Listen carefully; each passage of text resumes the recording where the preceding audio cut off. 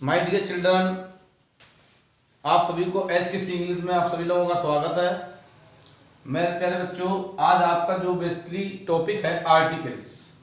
Articles real topic क्या है, कहाँ कहाँ इसका यूज होता है, तो सभी बच्चों के लिए, चाहे एग्जाम छोटा हो चाहे बड़ा, सभी के लिए आर्टिकल्स उपयोगी है कि कहाँ इसका रियल यूज हम कहाँ करेंगे।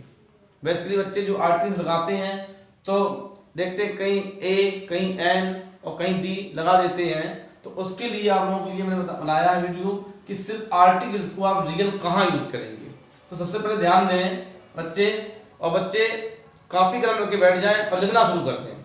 सही बच्चे, जो बच्चे यूट्यूब पर देख रहे हैं जो बच्चे, तो वो सभी कॉपी कलम लेकर के लिखना शुरू करते हैं। इसलिए मैंने पहले से आपको लिख दिया है, इससे आपका टाइम वेस्ट ना हो। वीडियो को सब्सक्राइब करें और लाइक करें। तो देखें सबसे पहले आर्टिकल्स। आर्टिकल्स बेसिकली एडजेक्टिव्स होता है, इसको मॉडर्न ग्रामर भी कहते हैं। और आर्टिकल्स को हिंदी में अग्रपद, सामान या अनुच्छेद भी कहते हैं। इसको हिंदी में अग्रपद, सामान या अनुच्छेद। कभी कभी देखा होगा कि प्रधानमंत्री आपके नरेंद्र मोदी हैं तो उनको बोलते हैं आर्टिकल्स के तहत। तो आर्टिकल इस अनुच्छेद के तहत ये प्रक्रिया हुई तो उसको अनुच्छेद भी बोलते हैं। सामान, जैसे देखा होगा घर में आर्टिकल्स बिखरे पड़े हैं, तो क्या ए एन तो बिखरे पड़े नहीं होंगे, तो वहां पर सामान भी कहते हैं। इसको अगर पद भी कहते हैं, आने वाला पद भी कहते हैं। तो ए एन दी, तो ये आपके ए एन दी कहां पर इनको रियल यूज करेंगे इसका देखें। तो आर्टिकल्स के दो टाइप होते हैं, दो प्रकार होते हैं, एक इंडेफिनिट आर्टिकल्स, दूसरा डेफिनिट आर्टिकल्स।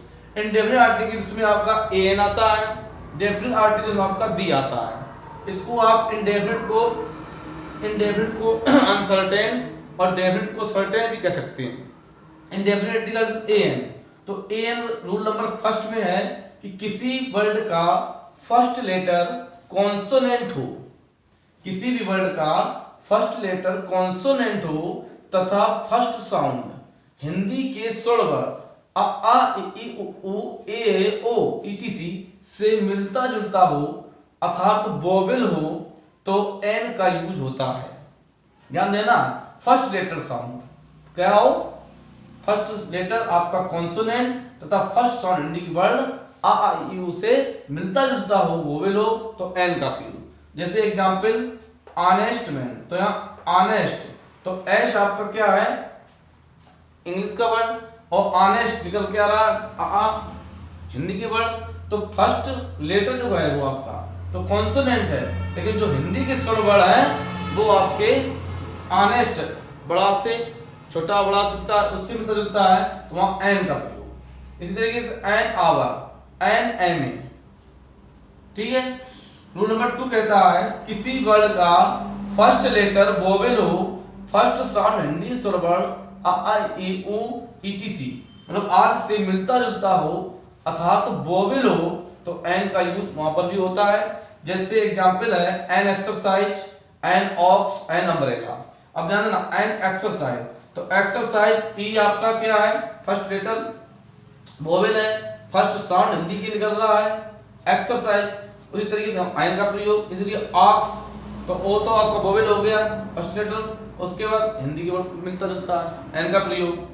अम्ब्रेला, यू आपका वोवेल हो गया, वोवेल आपको मालूम ए ई आई ओ यू 5 टाइप्स के वोवेल होते हैं, ठीक। अम्ब्रेला और आ से चालू हो रहा हिंदी वर्ड से, तो एन का प्रयोग। रूल नंबर 3 कहता है किसी वर्ड का फर्स्ट लेटर वोवेल हो, फर्स्ट लेटर मतलब अक्षर वोवेल हो, फर्स्ट साउंड हिंदी के व्यंजन वर्ड का खा गा हा से मिलता जुलता हो एवं कॉन्सोनेंट होना चाहिए। कैसा होना चाहिए, कॉन्सोनेंट हो, तो वहां ए का यूज होता है। ये बेसिकली कई बार एग्जाम पूछा भी गया है।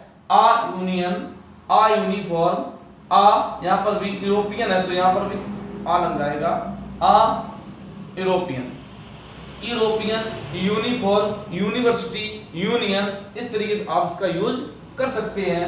और दी का बेसिकली प्रयोग ध्यान दें, ये दी जो आपका है वो डेफिनिट आर्टिकल्स में आता है। किस में आता है, डेफिनिट आर्टिकल्स में, एक निश्चित भाव में आप आर्टिकल्स आता है। और ध्यान दें आर्टिकल ए एन दी जो कहीं पर भी मिलेगा तो इसके पहले आपको जहां आर्टिकल्स है नाउन लेता है, या तो इसके आगे आपका नाउन होगा जैसे ए एन दी है, तो आगे लेगा नाउन या पीछे लेगा नाउन, मतलब बिना गैर नाउन के आर्टिकल्स नहीं आता, ये भी ध्यान रखना, क्योंकि ये एडजेक्टिव्स भी होते हैं।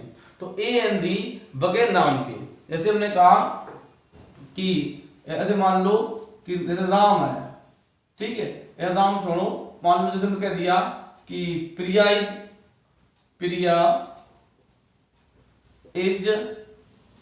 ए ऑनेस्ट गर्ल, इस तरह दे दिया।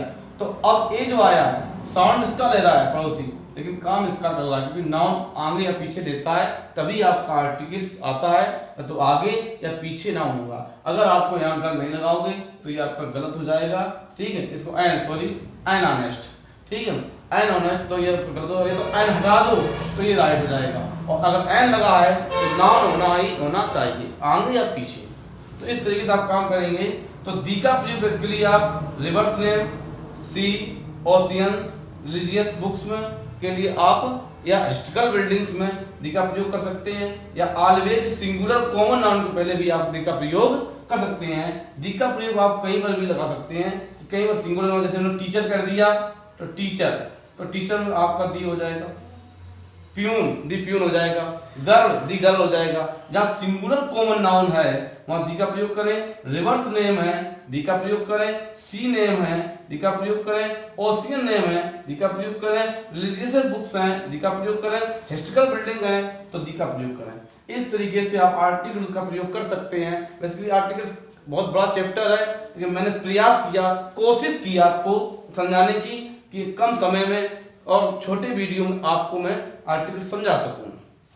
आप लोग इस वीडियो को, चैनल को सब्सक्राइब करें, लाइक करें और शेयर करें। बस मैं अगले वीडियो में मिलूंगा। Thank you so much, thank you watching.